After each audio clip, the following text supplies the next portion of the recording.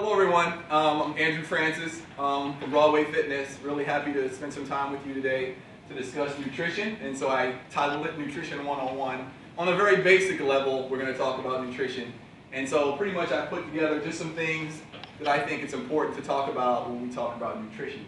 So I'll give you a little definition. The science of foods and their components, including the relationship to health and disease, processes within the body, social, economic, cultural, and physiological implications of eating, if I can say that correctly. Let's go to the next slide before I mumble another word up. All right, why do we eat the way we do? I like to talk about this one because there's a reason why we eat the way we do. First one is environmental factors. The economy, okay? Is the economy good? Economy bad? I mean, are we making more money? Are we making less? You know, are we able to buy higher quality foods, go to the restaurants more? You know, so it has to do with what's going on in the economy and how much money we actually make in some cases. Are we making a lot of money? You know, are we rich? Are we poor? Are we lower economic or middle class? You know, social classes, things of that nature. Environment. You know, are we in a situation where our environment is such that we may live, and I hate to say this, but we may live in Haiti, for example. You know, it's very difficult. It's a tough environment. Food sources aren't plentiful. There aren't a lot of vegetation, trees, and so we may not be getting the right amounts of nutrients and things of that nature from that environment. Or is it lifestyle? You know, are we always working like me, working, running around and working? I need to stare at the camera a little bit. Do we eat the wrong kinds of foods when we're rushing around? Or do we eat our lunch? Do we spend time, you know, where we think about, hey, healthy foods? We want to eat healthy and we know what we're doing. We plan out our calories and we know how many we're taking in each day. So if we do that, that helps our lifestyle. Or maybe there's cultural beliefs and traditions that prevent us from eating certain kinds of foods and things of that nature. So a lot of people eat certain foods because that's just for their culture. That's what they like. You know, you may like curry or something like that. You know, if you're Jamaican or Indian, you may like that, and that's heavy. You like spicy foods, and you may like foods with lots of meat and less vegetables and less fruit, things of that nature. So that's a reason as well. Religious beliefs and traditions. Pork, maybe we don't eat meat pork, or you know, things of that nature. And you know, we kind of watch what we eat. So there are lots of environmental factors. Another reason is sensory. It tastes great. The food is delicious. You like that, so you go ahead and you love to eat. Let's see, what's a food that puts sweets? You know, you want to go to Starbucks and have extra in your coffee. That's a sensory thing. You like the flavor. The texture and appearance of food are two other reasons why it looks good. People always set up, when you go to a restaurant, they have it set up with the presentation of the food. So you can see it looks good. It may not be a lot of food, but at least it looks good in the presentation. You say, you know what, that looks good. And they do a really good job with that as well. So then the other one is cognitive. You learned this. You were raised on this. This is something that you constantly ate. You love to eat. I keep going back to certain foods. This is what you like. Those are the things you like. And when you eat the food that you were raised on and you grew up, you're going to spend a lot of time eating that food. Social factors. You're at the ball game. You're at Cardinal Village. You're drinking beer. No, we don't drink beer. I know no one in here does, or no one out there does. But we're eating hot dogs and nachos and all the rest of the things that, you know, in that environment, and it kicks the environment over there, but even in that situation, the social factor, you are eating and drinking, or you're out for the evening. So there's tons of stuff. We can go on and on. So I'll move on to the next one. Emotional needs. You're stressed out. You're I can't take it anymore. And all of us have probably reached that part at some point. You know, there's something going on. There's deadlines. There's all kinds of things that makes us either eat or, what else? Not eat.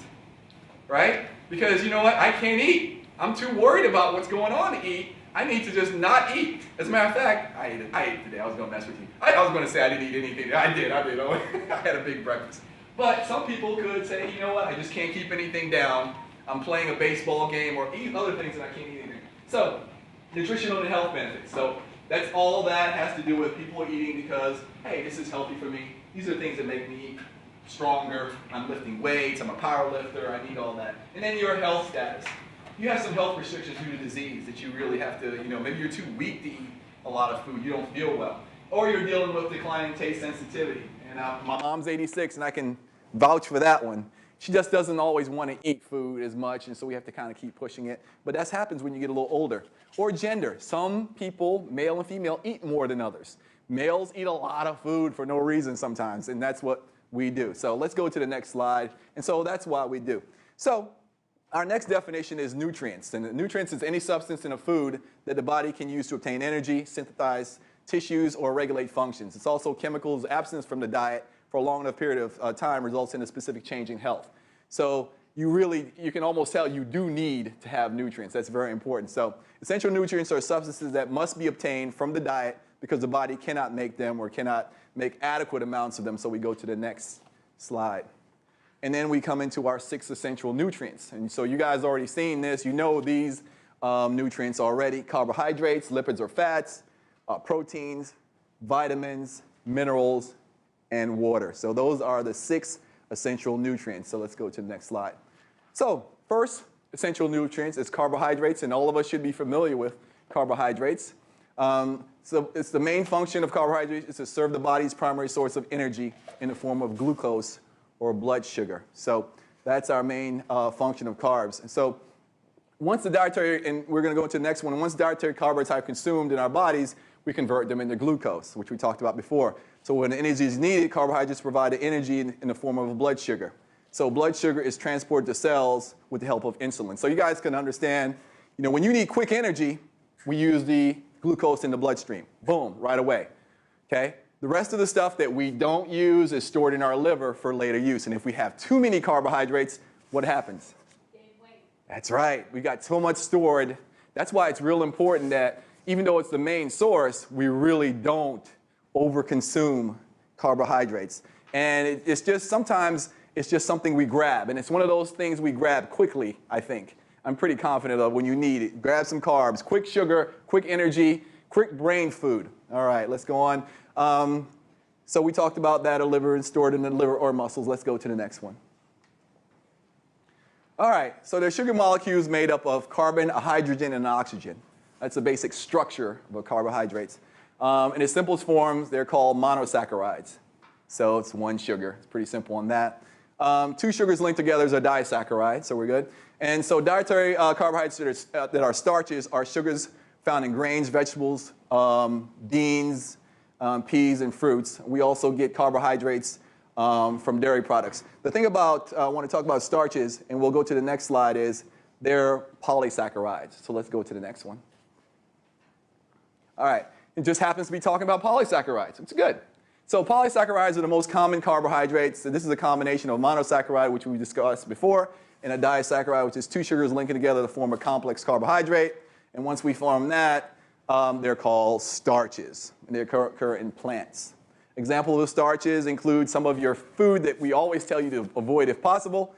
Pasta, I'm okay with that. Vegetables are good. Breads, I kind of say back away from a little bit. Rice as well. Beans are good. Cereals, back away from. Potatoes also. So most of these starches, I think, are something that we need to really monitor and pay attention to. And I almost want you to eliminate all of them, but I'm not going to say that right now. But I just want you to really pay attention to the amounts in your diets of these starches. And so that's something we need to pay attention to. Let's go to the next slide. Okay. Healthy versus non-healthy. In the American diet, half of our calories come from carbs. Some epidemiologists have expressed concern about a significant increase in carbohydrates in recent years. Last time I talked to you about obesity, and these epidemiologists, and I'm saying it right good without blah, blah, blah, are people who study the health issues in our society. They try to find out, are there any relationships to, carbs, excess amounts of carbs? Is this causing us to be more obese than normal? Or is this too much of our diet, or is this too little of our diet? So they do a little bit of that. So it's important to know which carbohydrates are healthier or better for you in your diet. So just some information here. I always try to include some information other than so 45 to 65% of our calories should be from carbs. And you want to choose complex or slow-acting carbohydrates. So let's go to the next slide. All right. So just gave a picture here of complex carbohydrates where they provide vitamins, minerals, and fiber. So it's real important that you have the complex, and you choose that because you are getting vitamins, minerals, and fiber, which is real important. We haven't even talked about fiber, but fiber is very, very important to take in your system to flush you out. You're not going to, excuse me, you will be much more healthier if you include a lot of fiber, even if you have to take some fiber tablets or things of that nature to help you, because it helps you get rid of the unwanted things in your system. So it's important to have that. So again, we talked about breads, beans, rice, pasta, starchy vegetables. They contain complex carbohydrates. All right, let's go to the next one. All right, so the glycemic index, food represents the magnitude of increase in blood sugar that occurs after ingestion of food. Foods higher in GI will cause a more drastic rise in blood sugar, thereby causing an increase in insulin secretion, where foods lower in the GI will, on the scale, will actually be less of a fluctuation of blood sugar levels. So which kinds of food should we have? High glycemic index food or low glycemic index food? Well, from a raise of hands. Well, okay, winner. Woo. I didn't bring anything, but you win. That was the right answer. And why? Because the lower you have your blood sugar, because you have diabetes. Well, if you higher the blood sugar, the more you can get diabetes. On a constant level over time, it's real important that we talk about that. So, I mean, do we really know how high our blood sugar is on a regular basis? Because all the foods, we never think about that, do we? We just keep on eating and eating and eating and eating carbs and carbs, and after a while our body can't do it because the insulin that our pancreas produces, the hormone, that's what insulin is, it's not working properly anymore. And by that not happening, then you have a serious problem with taking care of your blood sugar, and that will cause diabetes, and we do not want that. Let's go to the next slide. Okay. Question? Go ahead. I thought you might have had a question. I heard something. So I reacted quickly. So this is like what you can eat? Well, go ahead. I'm listening. Like these are all what you should eat, right? Well, these are just some measurements of, or a glycemic index of certain foods, so you can have an idea of what's the level. Is it a high glycemic index food or is it a low? So you can at least have some kind of perception or understanding of, hey, am I eating tomatoes? Is that good for me? I would say yes. You know what I mean? Am I eating, let's find another one. And believe it or not, it's funny. Whole wheat bread, it seems to be kind of up there a little bit. You know what I mean? You really need whole grains. There's a big difference here. You know, whole wheat and whole grain, you need whole grain, okay? Let's find another one. White bread is 100, so it's up there. Okay, and you can see where we are in this terms of the high GI. So that's everything over 70. And you can see that whole wheat bread just right at the very end there kicks off. It's a high glycemic question. So when purchasing bread, you actually purchase bread that says whole grain, not whole wheat. Right. There was I was actually surprised. I was doing some research and I found out and I was always like whole wheat, whole wheat, whole wheat. I found out that it's whole grain, you know, and not whole wheat because there's a lot of sugar added, you know, to the whole grain. And I didn't realize that, so we're all in the same situation together on that one. Let's look at another one that we may not have thought. Sweet potatoes, I'm okay, it's at the lower end. I want to find one that, which one? Watermelon. Oh yeah, watermelon. Well, it's got sugar, it's sweet, right? How many people have eaten watermelon that doesn't taste sweet? You have, well then, you're at the lower glycemic index. You found one that, was lower in glycemic index. Because usually the watermelon are picked or ripe, when they're ripe. And the ripeness in an item, the riper the item, the sweeter it is. So that's where we are in that. So that's just to get out. Let me see one more that's interesting that might be. So this actually gives you another rice bran, grapefruit, you know, oranges. Even though these are all good ideas to keep to decide when you're choosing fruits, when you're choosing all vegetables. Look at that. Every single vegetable that you choose is lower. Okay, but you see where all the issues are? The grains and the starches.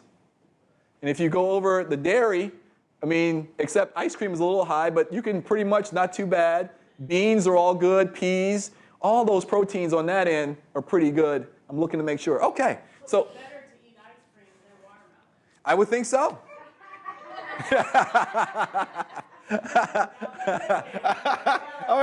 I mean, yeah. So you're okay with that? All right, let's move on to the next slide. That's funny. But that's just really good to know. All right, so we're onward to the next essential nutrients, which is lipids or fats. All right, so term lipids refer to substances we know as fats and oils, but also fat-like substances in food such as cholesterol and phospholipids. And phospholipids are important for our cell structure. So that's what those are. Has a phosphate with the lipid structure. Lipids are organic compounds like carbohydrates. They contain a carbon, a hydrogen, and an oxygen. Fats and oils, or more correctly triglycerides, are another major fuel source of the body. The body stores fat and triglycerides. So that's why we're talking about this particular fat. In the body, that's what you'll get. And it's, in addition to triglycerides, cholesterol, phospholipids have other important functions, providing structure to the cells, which we talked about before, carrying fat-soluble vitamins, which we'll talk about vitamins later, A, D, E, and K, and providing the starting material for hormones. So cholesterol does have a role, as you can see, but other than just providing the material, starting material, too much cholesterol becomes a problem later on. So let's move to the next slide. All right. So lipids or fats are essential in the diet and are the most concentrated source of food energy, containing more than twice as many calories per unit of weight as either protein, carbohydrates. So this is an important part to know about fats.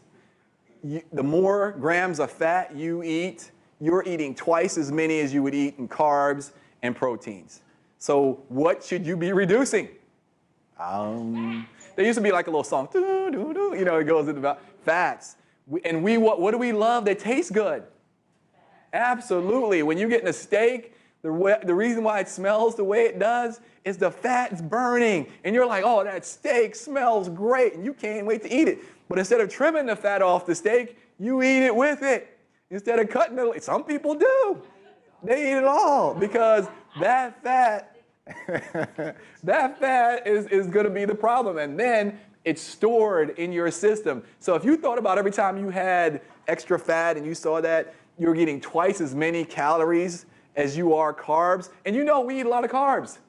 So we just talked about that. So imagine that every time you eat as much, and people eat a lot of fat. So that's real important. You can double the amount of what you're taking in. 1 gram of fat contains 9 calories.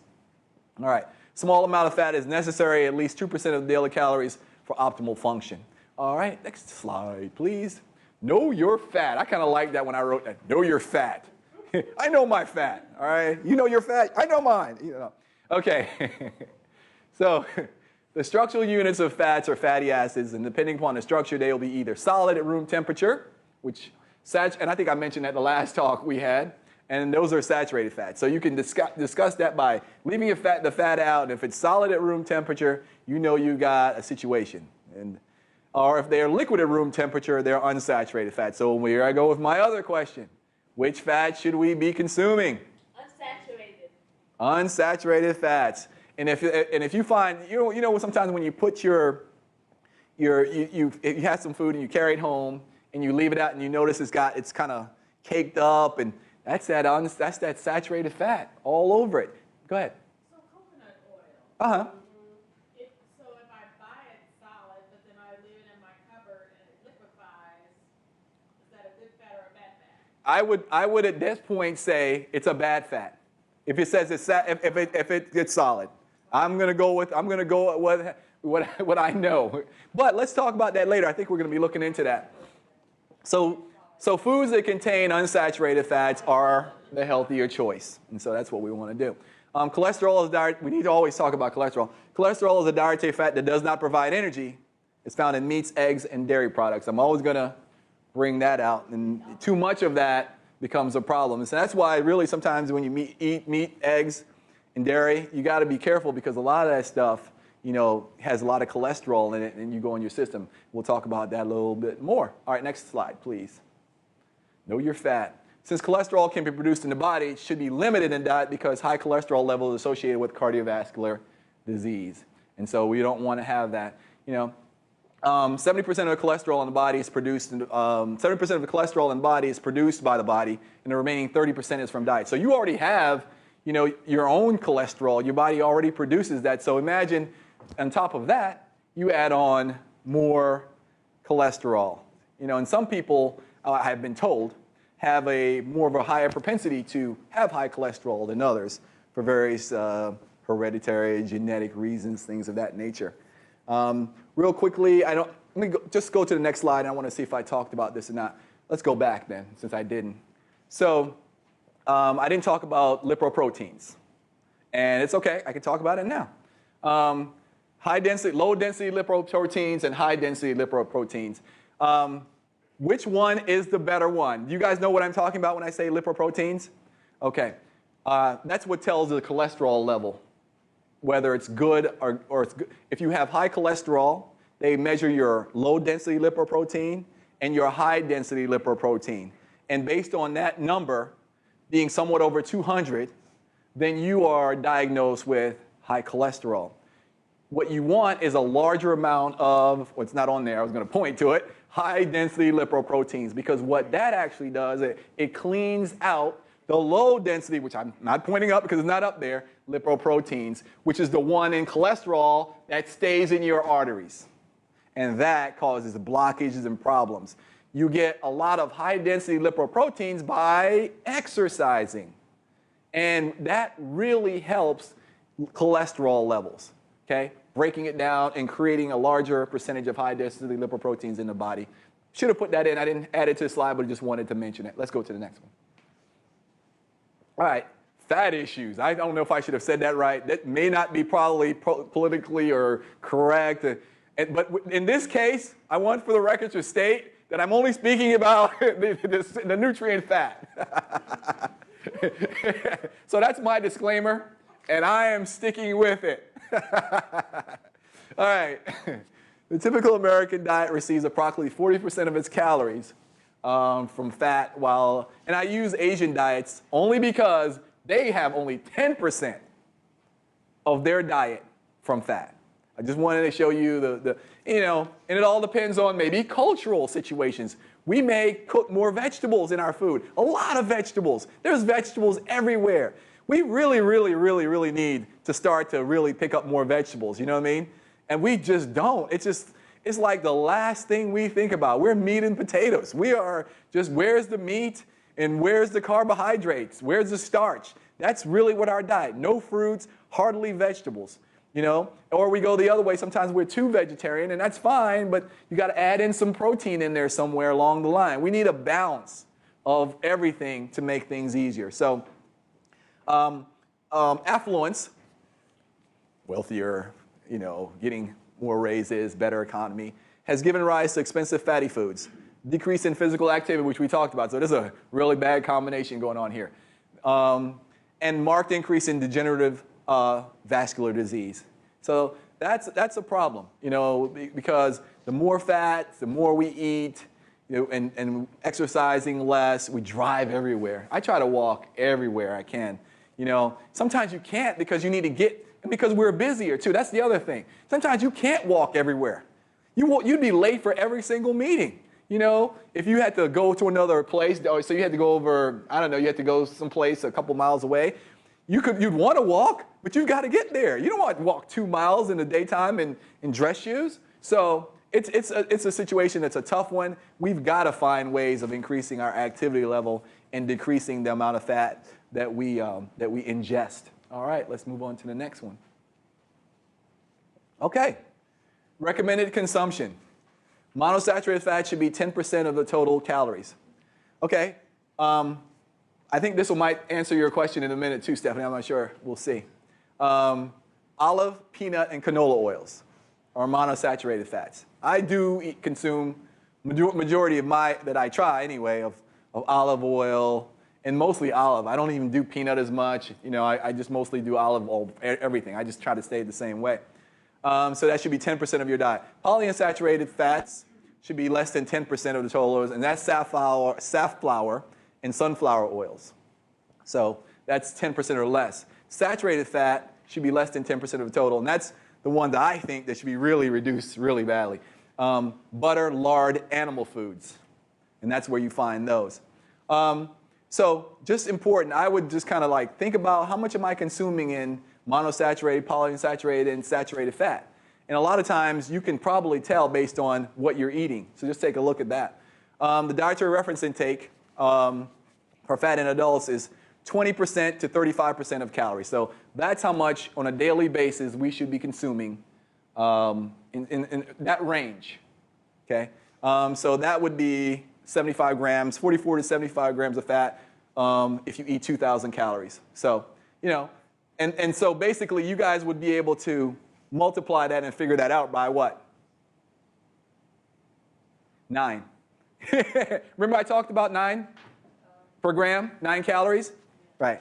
So, all right. So if you eat a 2,000 calorie diet in a day. Okay. All right. Let's move on to the next one. Proteins. Proteins provide the building blocks for the body and for every cell really in the body. And for muscle, hair, bone, skin. All of that contains protein. So we need protein. It's vital. It's essential. I want to make sure you're not sleeping. You're not sleeping, I know. Okay. 16% of our average person's body weight is protein, which is important to know. I think that's the first time I don't think people point that out a lot. We really do need. Now, you need some muscle mass, you need some structure, and that's just average. So some people have more than that as their body weight. And I always tell people muscle weighs more than fat. I always say that. Because if you build up those muscles with the proteins and things like that, it's heavier than fat. Lean is better than, fat any day. So, all right. Okay, so let's go on to the next one. All right, so there are organic compounds made up of smaller building blocks called amino acids. So I'm building, again, this is 101, so you're getting some of it, you're not getting everything, but you're getting some ideas of what we're talking about. All right, so unlike carbohydrates, amino acids contain nitrogen as well as carbon, hydrogen, and oxygen. Amino acids that we get from dietary proteins combined with amino acids in the body help to maintain our body structure, our form, solid, rigid, strong, right? And to also help regulate body processes, things that's going on in our body on an everyday basis because they're part of cell, they're part of everything we have, so that it helps us to maintain that and goes. So proteins are also used for energy. Now, do we know the order that we use? Carbohydrates, fats, and protein. All right. I want you to guess, though. We're going to guess. Now, if you think about what I said earlier, I said something very important earlier when I first started about carbohydrates. Right? Carbohydrates are quick energy. Right. They're going to be first. I said primary source of energy. That's right. So we know carbohydrates is used first. Who's next? Protein? Close. Fats. Yeah, fats are next. Because, and the reason is simple, the proteins have our body structure. We don't want to lose our muscle mass. That's why it's really important that when people that we don't go on extensive fasting. Because if you go on extensive fasting, people just start to shrink. And because they lose all their mass, break down, and that's your last bit that you're using. You're giving the protein, you're at the very end. Because you've used your carbs, you've used I'm coming right at you, use your fats, and you now use your proteins. I got you, Stephanie. So is that why they say you should eat a certain amount of protein with each meal because it burns it slower? That's exactly right. It burns it slower, and it reduces the amounts of carbs that you intake as well. Because that's just going to help. Because if you just have carbs, that's going to get stored. So if you have protein, then you're better off because you use that for something else, and it doesn't get stored easy. And also the fats get stored easy, too. So you need to reduce fats, eat carbs, mix it with protein. That sounds really good. I like that. Question next. Anybody else on that? All right. Let's see. Did I miss anything? Okay. Okay, let's move to the next one. Okay. Found in a variety of foods, meats and dairy products are the most concentrated sources of protein. That's why it is important to eat meats, you know what I mean, and to have dairy products. But you got to really be careful because it could be a situation where it becomes a problem as well with the fats and the cholesterol and all the other things that could go on. So you got to be really careful. That's why it's important to kind of get the balance of what we're eating on a regular basis. All right, so proteins are found in food. Grains, beans, and vegetables contribute to protein to the diet, while fruits contribute a small amount. So yeah, pick up some grains as well, but watch the glycemic index that we talked about earlier, so that you're not eating the ones that are higher, you're eating the lower. So that gives you a good idea what you should be doing. Low glycemic index carbs, watching the amount of fats that you're eating, and then eating the right amount of proteins. Okay. The dietary guidelines recommend that 10 to 35% of your calories come from protein. So we're there on protein. Next one, please. All right. All right. Vitamins, vitamins. All right. Organic compounds that contain carbon, hydrogen, a lot of different things, oxygen, phosphorus, sulfur, a lot of other elements. They regulate body processes such as energy production. Like B12 is really important for that, helping you getting some energy and getting you going. Blood clotting, very important. You need that because your blood won't clot if you're lacking certain vitamins in your system as well. So you have to be careful of that. And, clotting? Yeah. Yeah. Yes. So, okay. Excellent. So, and calcium balance. And we know we need calcium for bone structure, right? We need that for a lot of different reasons. So vitamins help organs and tissue function, keep them functioning healthy. They have a lot of diverse function, and a lack of a particular can cause widespread effect. So lacking vitamin D can lead to a situation where you don't have enough calcium, where you have bone issues and things of that nature, weaker bone structures, and that's not good too. Let's go on to the next one. All right, so they also extract energy from carbohydrates. I talked to you about, and fats and proteins. Talked to you about the B12s. And I think B12 specifically has extract energy from fats, particularly from that specific nutrient and protein. They're classified based on their solubility, and that's the absorption and transportation into the bloodstream. Is it fat soluble? Is it water soluble? There's two different kinds. So, and we just talked the two groups, and the four fat soluble vitamins are A, D, E, and K, and they are stored in the body with other fats in fatty tissue. So that's where you can get that. Excessive amount of that can lead to a situation where you have toxicity. So you have to be careful of consuming those particular vitamins. Too much of that could be a problem. We don't want to do that. Let's go on to the next station. Sounds like a workout, doesn't it? Move to the next station. All right. So they're stored in larger quantities than water-soluble vitamins. Water-soluble vitamins include, and that's just a continuation from the last one. Water-soluble vitamins include C and the B vitamins, which I talked about, which helps with brain health and energy production. I just said that in the bottom. Energy metabolism. Hey, at least I'm telling you the truth, right? Vitamins are found in a wide variety of foods, not just fruits and vegetables. Choosing a well-balanced diet usually makes supplements unnecessary. Some vitamins are harmful if taken, I mentioned that already, in larger doses. So let's move on to the next one. All right. So water-soluble are absorbed directly into the bloodstream. They travel freely, and their excesses are excreted if ingested in amounts greater than the body needs. So you can get rid of your water-soluble vitamins. Remember, I just mentioned it, so this is reinforcing what we just talked about. That can get out your system. The other one we talked about can stay, can be a problem. Both fat and water-soluble vitamins are non-caloric substances found in plant and animal foods. So you don't get any extra calories, for taking vitamins. So, but again, you have to be careful of what you're taking. A lot of times, people just take so many different vitamins, and there's really no regulatory situation for that, whether its quality is good or not. So you have to kind of be careful of what you're taking. We are a very trusting people. We take a lot of items, supplements that we're not even sure. We just pick them up off the counter, just throw them in our system, and we're not even sure, how the processes are working, whether there are issues that's going on and how that product is created. So we have to kind of be careful and try to get some of our vitamins from foods and things of that nature, which we can do. So they help to convert calories found in carbohydrates, fats, and proteins into usable energy for the body, which I talked to you about, B12s and things like that. All right, let's go on to the next one. Because the body is unable to synthesize most of these 13 recognized vitamins, they must be obtained through diet. So, and then people take supplements as well, which I just mentioned. You can obtain all 13 of these vitamins through food.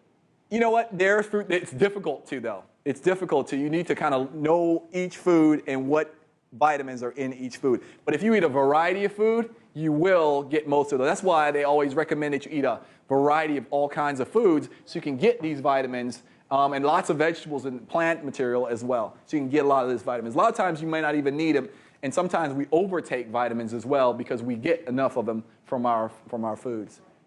All right, let's move to the next one. Minerals.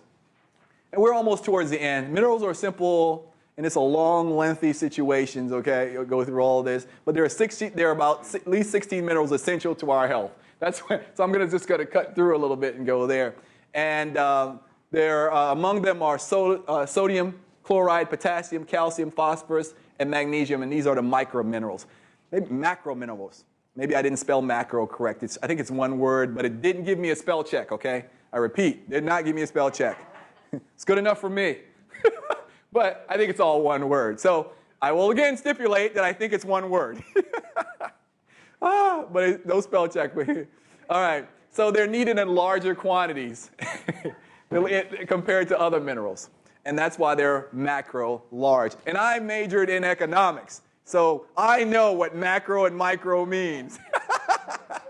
I may not have remembered anything else from many years ago, but I remember those. Large and small. Okay. So the minerals that are micro minerals, the other minerals are called micro or trace minerals because they're needed in smaller amounts. These are the trace minerals are iron, zinc, copper, manganese, molybdenum, selenium, iodine, and fluoride. To the next station. Okay, so they aid in body structures. Calcium, we know, we can tell you, everyone needs that. Fluoride in bones and teeth. So you can see that phosphorus. So all those things are really important. So you need minerals.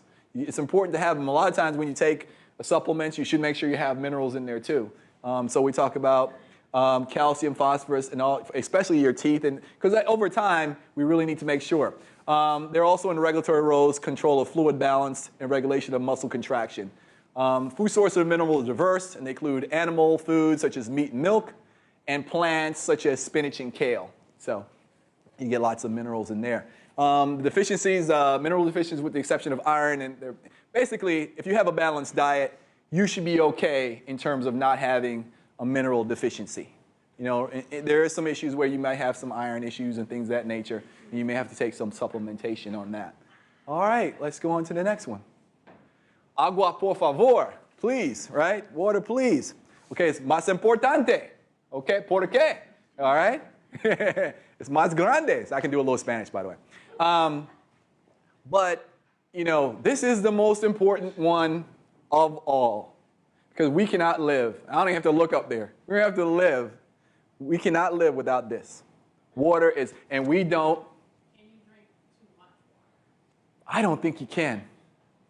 I don't, because it all goes out. I don't think you can. I don't think, because my issue is, if I drink enough water, I'm running constantly. So I think. You can actually have water toxins. You can? Oh yeah, people die from hazing incidents. Oh, I understand that, but the question was drinking. Right. I hope to God we're not like, hazing somebody. That's ridiculous for someone to do that, by the way, to harm someone. And that we won't get off that topic, but that's pretty ignorant for them to do that to someone that could cause harm. Okay. And yes, so I go ahead and stipulate that you could, if done the wrong way.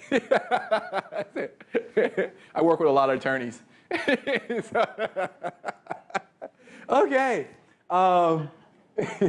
So what is most important? We can survive far longer without food, any other nutrient than we can without water. And I don't remember, but people have survived a long time, without having any water when they're doing their starvation and things of that nature. So roles in the body including temperature control, real important. Big one for me, lubrication of joints. I know when I don't have enough water. My knees start to hurt. It's crazy. Or I'll have if I'm running around and doing too much, or I'll have all of a sudden my knees starting to really swell up because I do a lot of jumping and moving around and doing stuff, and I just start drinking water and it's crazy. After a while, I'm fine, and it's nothing other than I'm short, I'm somewhat dehydrated, and I need, and believe it or not, I can because I'm running around a lot, and sometimes I don't have time to do that. I'm just moving around, and that can happen. Real important for people to remember, lubrication of joints. So when some people are saying, my back hurts, my low back, my knee, you may have a situation where you just need to drink more water. There's a quick way we could even figure that out. So we don't know. Transportation of nutrients and waste. Obviously, we know flushes. Get it all out of our system. So that's very important. So, and here's an even more important one. 60% of the water, our body is nearly 60% of water. Therefore, regular fluid intake and potential hydration is important. 60, I'm still trying to understand that statement. I'm still trying to figure it out, that I'm 60% water. I'm trying to figure it out. So I guess if you took me and you squished me down and you just took everything and in blood, I know all that stuff, then that's where all that I think is. A lot of it is in blood and, you know, the liquid. I don't want to go there. I don't want to go there too deep. That would scare people. I don't want to scare you out there. Are you scared? Don't be scared. This is nutrition. Okay. To maintain hydration is important. So water is found not only in beverages, but also in food products. Fruits and vegetables in particular are high in water. They need it too. To grow, you got to water the soil, and they take the water and they grow and things like, and they're in the cell, you know, the membrane. Okay, the body can make its own water through chemical reactions or certain nutrients. All right, now to the next one. All right, so nutrients and energy. 3 of the nutrient classes, carbohydrates, lipids, or triglycerides, and proteins are energy sources. When we speak of energy in foods, we're talking about the potential energy that foods contain. Kilocalories are units that we use to measure the potential energy in food. Calories used instead. So when we're talking about kilocalories, that's probably usually 1,000 calories. What we use, kilocalories is 1,000 calories. But we use almost it interchangeably with calories. So I know there's some confusion. I won't go into it in greater detail right now because it will confuse us. But right now, can just assume that kilocalorie, when I say that, is the same as calories. Okay, just for making it simple. Calories used instead of kilocalories on food labels. So when you see that, and you see that that's really a kilocalorie, I won't mess with it. Okay, but that's what's used on labels. Carbohydrates, fats, and proteins can be broken down completely, metabolized to yield energy in a form of cells that can be used. When completely metabolized in the body, carbohydrates and protein yield 4 kilocalories of energy for every gram. Remember we talked about fats being 9 kilocalories per gram. And alcohol, which I didn't talk about too much, does what? 7. So you can see close behind fat is our buddy alcohol. Hanging out, waiting for you to say, I've had a rough week. I can't wait to get to that bottle. And there you are hitting the alcohol and adding more calories. So you think about it, the fat, the alcohol, it just really kicks on and adds on extra. So you can see it's a situation we're working on. All right, let's go on to the next one. All right, don't mind my rough writing, but we're doing some calculations. I could have made it better, but I was rushing. All right, how do we calculate energy in food? So calculate available energy in food, multiply the number of grams of fat, carbohydrate, and protein by, and it's basically 9 for fat, 4 for carbohydrates, and 4 for protein. Respectively, then add the results. So example, you have 39 grams of carbs, 10 grams of protein, and 16 grams of fat. We add them. See if I've done that right. Yep, 39 times 4 plus 10 times 4, 16 times 9, and then we add up to 340 calories. So that's just a quick way if you wanted to figure out how to add them all up. All right, let's go to the next one. Guidelines. How are we doing on time, everybody? Good? Let me just, I'm actually doing pretty good. I'm actually doing better than I've done last time. Last time I think I was an hour. Okay, all right. So 2015 guidelines advise Americans to follow an eating pattern that includes a variety of fruits and vegetables and grains. Man, I cannot stress enough how we really need to I think we just need to have weeks that you say, I'm going vegetarian, just to try it. Just so you can have more vegetables in your diet, you know, and just kind of hit that and get that going. Vegetables and fruit, and then add some protein later on, but that's real important. At least half of which, we're talking about grains would be whole, which I talked about before, whole grain. Maybe I didn't put whole grain in there, but that's what needs to be there. A variety of proteins, including lean meats, seafood, and nuts. Lean and oils, not extra fat, things of that nature in there, we kind of figured it lean. The guidelines also recommend Americans stay below a specific cap on saturated fats and trans fats, okay? Trans fats is the hydrogenate oil and the extra stuff that's created when they basically put hydrogenation. Basically, it's an unhealthy fat, just to make it simple. When they store it to make something preserved, that's what trans fats. You really don't want that. It's really bad for you. So that's the worst fat. Added sugars and sodium. And specifically, guidelines say Americans should consume less than 10% of their daily calories from added sugars. Oh, apologies. Added sugars. And as well as the cap on sugar is the first time that's been added to the guidelines. So they're really thinking, hey, pay attention to added sugars, as well as 10% of calories per day from saturated fats. We talked about that before. And that's if you had, that's less than 2,300 milligrams per day of sodium, things of that nature. So you want to reduce sodium, you want to reduce saturated fats, and you want to reduce sugars, added sugars. All right, let's rotate to the next one. I just gave you an idea of and it didn't come out as well here, so we're going to move on, but it just gives you a breakdown. I want you to go ahead and look at my pyramid. Instead, I'm going to just have you go to the next one, which is my plate. Okay, I put that on there to make it easy. This is how your plate should look. It just makes it simple. Visually, sometimes it's better if you kind of just see it this way. Okay, small amount over here, dairy, grains, and this is where we're talking about variety. Lots of vegetables. See the big slice here of vegetables? Big, big portion. Second, grains. Okay? Protein and fruit are about the same. And dairy is small amount. If we can have, that's a balanced meal. Okay? And try not to overdo it. And if you want to even go over and add more vegetables, I don't disapprove. Add more fruits, even less grain, and go right to these three, I'm probably okay, but you do need a small amount of grains in there. It's real important to look at it in this way. It's just a simplistic way of looking at how do we eat. So your plate should look a little bit like this. So when you make your dinner at home, try to fill in the plate areas, the section. Don't have it be this one and that. These are, look how, this is half your plate should be this. Okay? So basically, that's Nutrition 101. Just giving you a general outline of what nutrition is, the essential nutrients, how they interact, how they work, how important they are, what percentage should be in our diet. Those are some real important things that we should try to take advantage of and be aware of, I should say, as we go forward. Any questions? And let me just turn my phone off 1 second. Apologies. Let's turn that off. I should have earlier.